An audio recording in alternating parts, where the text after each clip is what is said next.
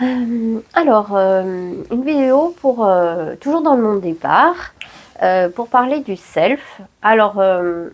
Déjà peut-être moi j'ai une petite définition toute personnelle, hein, c'est mon authenticité face à l'humanité. Pour moi c'est un peu comme ça que ça se dit, c'est quelque chose d'authentique, de calme, de sécure, qui se met face à l'humanité, aussi bien dans l'échange, dans le partage, dans l'accueil, que dans le don aussi. Voilà, donc moi ça se raconte un petit peu comme ça. T'as un truc toi qui te parle de ton self là, une petite définition? Euh, Qu'est-ce qui me vient quand j'évoque le terme self? Moi, c'est la présence que je dirais. Ouais. La présence humaniste, hein. Ça Ouais, rejoint ça, ouais, hein. ça rejoint bien. De toute façon, C'est on parle vraiment... de la même Ouais. chose, quoi. Et du coup, on va parler de la personne qui a présenté le self en tant que tel, le créateur de l'IFS. Et justement, il décrit le self avec deux séries de mots. Donc il y a les 5 P et les 8 C qu'on va vous décrire.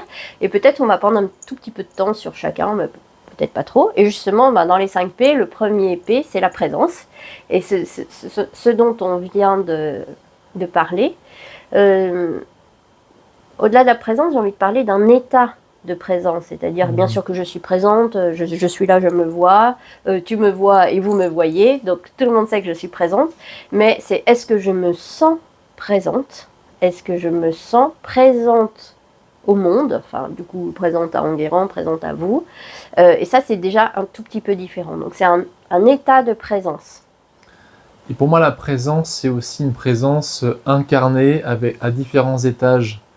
Il y a la conscience qui est là, mon mental sait que tu es là, peut se représenter qui tu es, etc.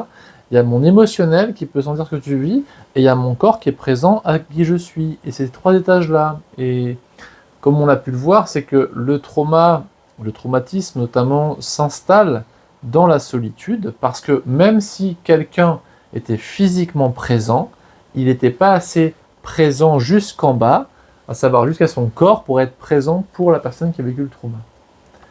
Et de fait, la présence, c'est un espace de présence plein et entier pour l'autre. Super. Le, Perspective. ouais, le deuxième P, perspective.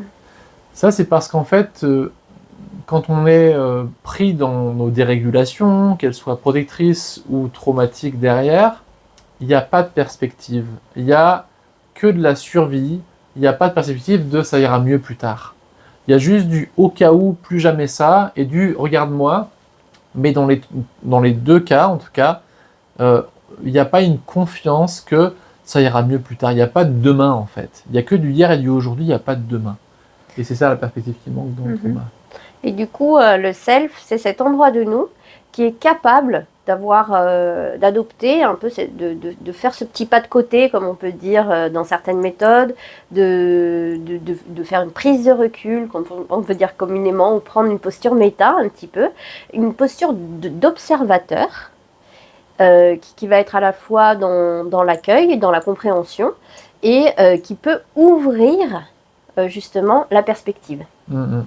Mais sans non plus l'imposer, ou sans en faire un levier de il faut que tu me crois pour que ça marche, mais plutôt que en soi, en tant que thérapeute, il y a assez de confiance que ça va se passer, et l'autre pourra, s'il sent que c'est congruent, cohérent et juste, et que c'est pas une intention qu'on pose sur l'autre, il pourra le valider. Mais tant qu'il y a un espace en moi qui veut qu'il comprenne que ça ira mieux demain, ça marche pas. Et du coup, ça rejoint bien le troisième P, qui nous recommande la patience.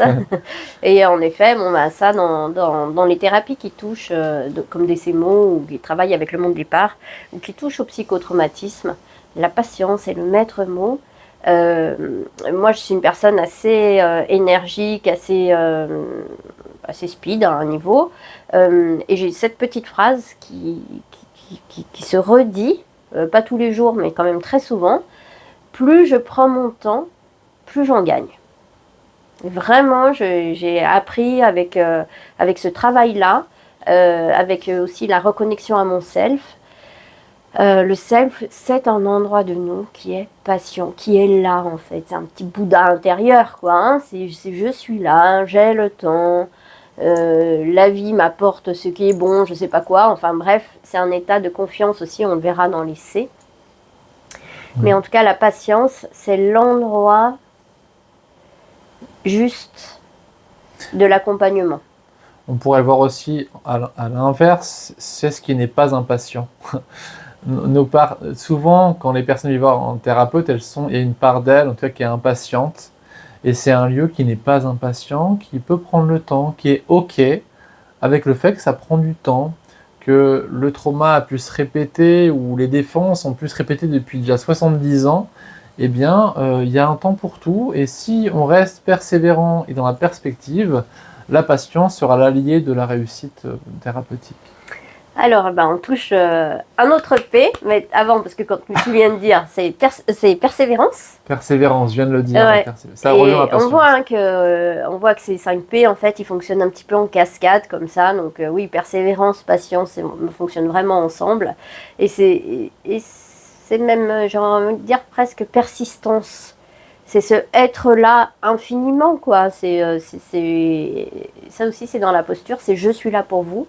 Vous pouvez compter sur moi aujourd'hui, à la prochaine séance, ainsi de suite, quoi. Et ce qui est marrant, c'est qu'en anglais, on dit persistence. Et en français, on traduit par persévérance. Mais c'est vraiment ça. Ouais. C'est intéressant. Et les deux, ouais. Et du coup, en anglais, parce qu'on a un P en anglais, playfulness. Playfulness, c'est le jeu, en fait, la capacité à jouer. Et le self, c'est un endroit de nous, justement, qui est... on va le voir après dans les C, mais qui est curieux, qui est ouvert. C'est un endroit un peu enfantin aussi, qui est ouvert à la vie, quoi. Et quand deux selfs se rencontrent, assez facilement, ils jouent. Ils jouent parce que le jeu, c'est le premier niveau relationnel d'humain entre humain, ou j'ai envie de dire même d'animal à animal, en fait. C'est la spontanéité du mouvement et du partage entre deux personnes. Et c'est quelque chose qu'on peut tout à fait utiliser aussi dans la relation thérapeutique.